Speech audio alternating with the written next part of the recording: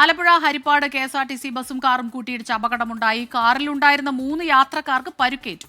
മനീഷ് മഹിപാലാണ് ചേരുന്നത് ആലപ്പുഴയിൽ നിന്ന് വിവരങ്ങളുമായി. മനീഷ്, ഈ KSRTC ബസും കാറും തമ്മിൽ കൂട്ടിയിടിക്കാനുണ്ടായ ഒരു സാഹചര്യം എന്താണ്? കാറിലുണ്ടായിരുന്ന 3 പേർക്ക് അവരുടെ ആരോഗ്യനില ഇപ്പോൾ എങ്ങനെയുണ്ട്? ഇതാ രാവിലെ 8 മണിയോടുകൂടിയാണ് ഈ അപകടം ഉണ്ടാകുന്നത്. നമുക്ക് ഇപ്പോൾ ലഭിക്കുന്ന വിവരം ബസ്സും കാറും മാത്രമല്ല, ഒരു പിക്കപ്പ് വാനും കൂടിയാണ് കൂട്ടിയിടിച്ചത്. അത് 3 വാഹനങ്ങൾ ചേർന്നാണ് കൂട്ടിയിടിച്ചത്.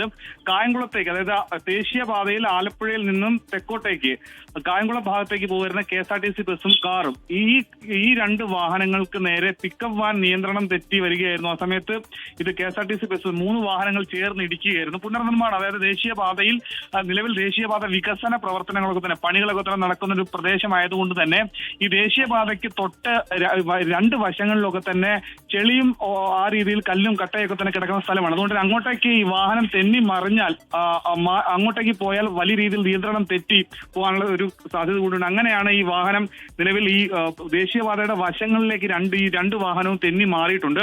3 പേരാണ് ഈ വാഹനത്തിൽ കാറിലുണ്ടായിരുന്ന 3 പേരെയും വലിയ പരിക്കില്ല അവർക്ക്. പക്ഷേ ഈ വാഹനം വെട്ടിപ്പൊളിച്ചാണ് കാറിലുണ്ടായിരുന്ന 3 പേരെയും പുറത്തേക്ക് എത്തിച്ചത്. ഒപ്പം തന്നെ പിക്കപ്പ് വാനിലുണ്ടായിരുന്ന ഡ്രൈവർ, അങ്ങനെ 4 പേർക്കാണ് പരിക്കെന്നാണ് ഇപ്പോൾ ലഭിക്കുന്നത്. പിക്കപ്പ് വാനിന്റെ മുൻവശത്തുണ്ടായിരുന്ന ഡ്രൈവറെയും വാഹനാപകടത്തിന്റെ വിവരങ്ങളാണ് മനീഷ് മഹിപാൽ നൽകിയത്.